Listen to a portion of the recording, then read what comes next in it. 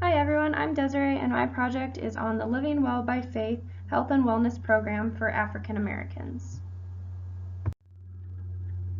I chose to look deeper into the African American population as there are many well-documented health disparities and inequities that continue to impact this group. According to the Census Bureau, 14% of the American population identifies as African American, making this the third largest racial group in the country. Within this group, poor health outcomes continue. According to the National Center for Health, African Americans had the highest prevalence of hypertension of any racial group, with 42.4% and 44% of Black men and women respectively having been diagnosed with hypertension. African Americans also have the highest rate of obesity after adjusting for age at 48.1%. Data from the 2011 Behavioral Risk Factor Surveillance Survey indicated that only 45.5% of non-Hispanic Blacks were reaching aerobic exercise guidelines compared to 53.9% of their non-Hispanic white counterparts.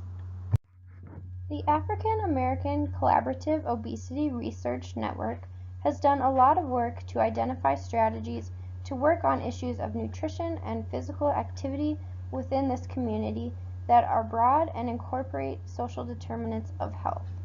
They acknowledge the need to focus on cultural and psychosocial processes, historical and social contexts, and physical and economic environments when doing obesity research and acknowledging barriers to change. In the textbook for this course, Physical Activity in Diverse Populations, several potential barriers to physical activity are listed for this population.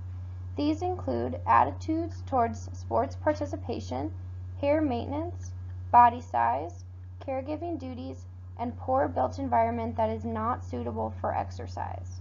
These are all associated with decreased physical activity.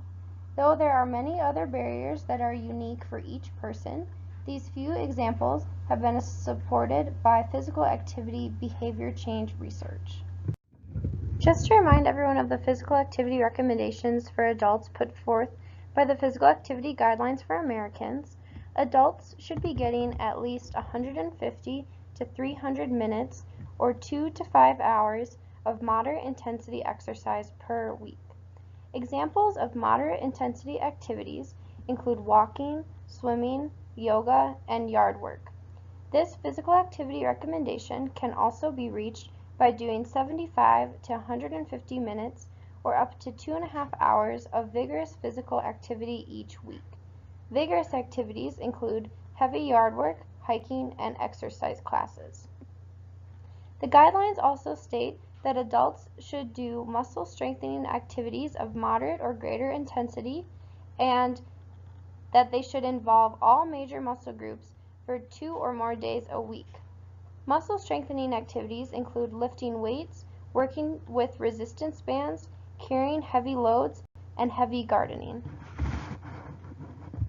Older adults receive the same recommendations as adults, but should reach these goals if their bodies and health allows. They should try to also add in balance training and maintain aerobic and strength training if possible. Before getting into intervention specifics, I also wanted to mention the history of church or faith-based physical activity interventions in this population. There have been many studies that have had successful results within the African American community when associated with faith in some way. There are two types of interventions, faith-placed and faith-based. The faith-placed intervention is one that simply takes place in a religious setting but does not necessarily incorporate religion into the intervention. This is an example of surface-level cultural tailoring. The more successful option tends to be the faith-based intervention in which religion is incorporated into the physical activity intervention and use deep-level cultural training. However, most physical activity interventions are faith-placed and simply use the church community as the population to sample from and where to hold events. The Living Well by Faith intervention is an example of a faith-placed study as it does not outwardly incorporate faith into the study design, but hosts all events at local churches with their members. This intervention used community-based participatory research as a conceptual framework to design the study and to encourage study participation. This framework uses a collaborative approach to behavior change by equitably involving all stakeholders in the research process from conception through implementation and evaluation. You will see later when I describe the study design that this was fully taken into account with this study, with the way that everything was designed, from the topics that would be covered to the schedule of the intervention. The community really was involved in every step of this intervention. I also think that this intervention uses social cognitive theory. Social cognitive theory explains that learning occurs in a social context with a dynamic and reciprocal interaction of the person, environment, and behavior. This unique feature of SCT is the emphasis on social influence and its emphasis on external and internal social reinforcement. The theory is really focused on maintaining certain behaviors over time, which is extremely useful to this type of intervention. Though social cognitive theory was not explicitly mentioned in the research, the program really does look at multiple levels of influence on the issue of physical activity or physical inactivity, and takes into account the importance of a community-like setting that reinforces positive behavior change. I also wanted to take a minute to describe how the study was designed, as it was a great approach for community-based research.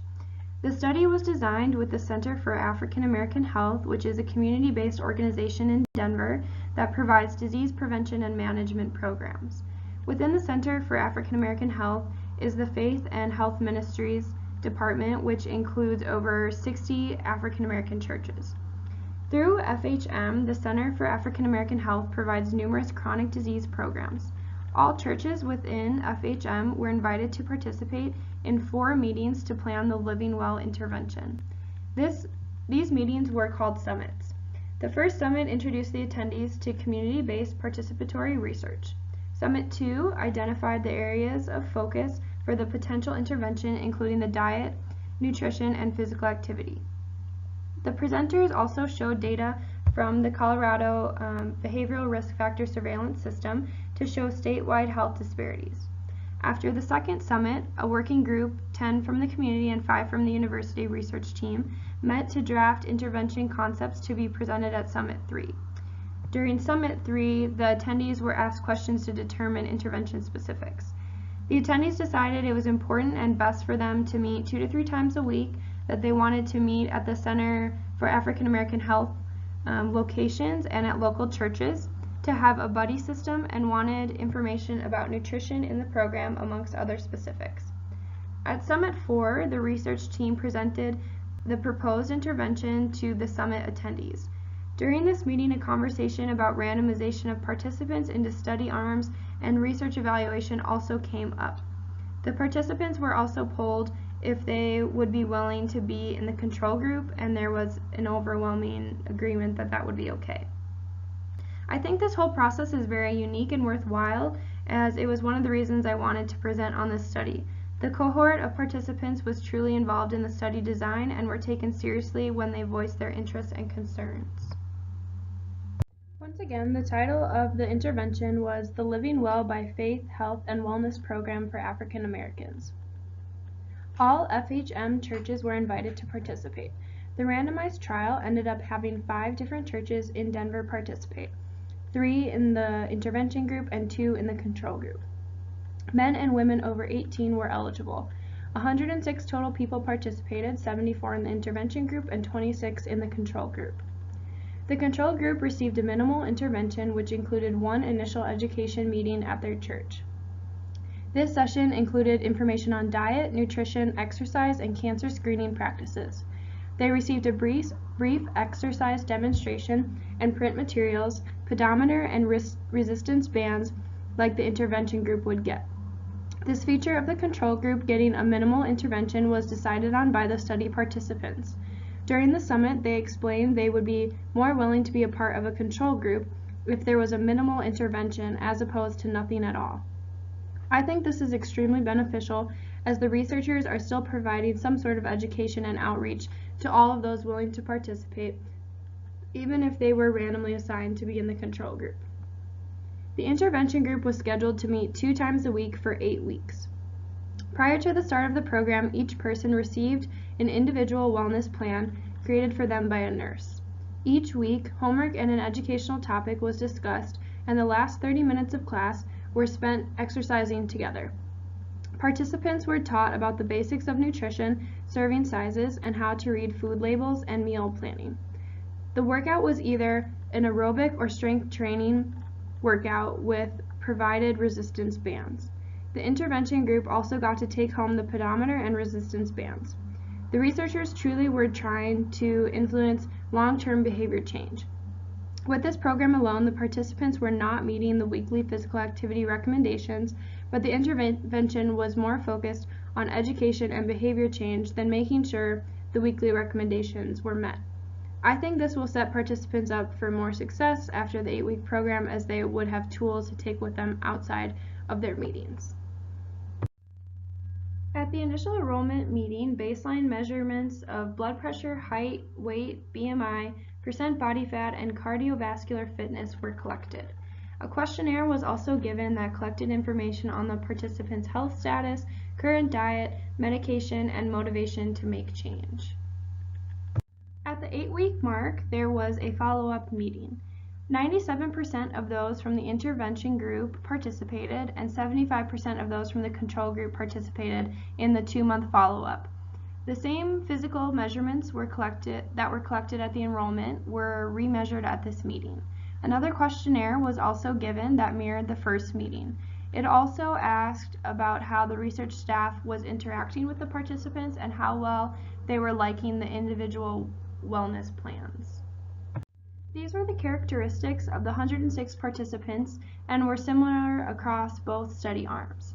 60% were between the ages of 45 and 64, 73% were female, 80% had attended at least some college, 60% had reported a family income of greater than $45,000, and 88% had health insurance. Once the data collection was finished, it was clear that the attendance of the intervention group was high for this entire intervention, as 75% of the group attended 10 or more of the 16 sessions offered.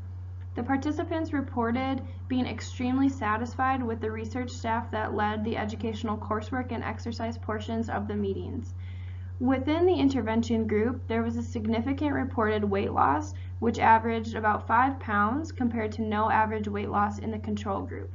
Percent body fat declined by 3.5% in the intervention group compared to no change in the control group.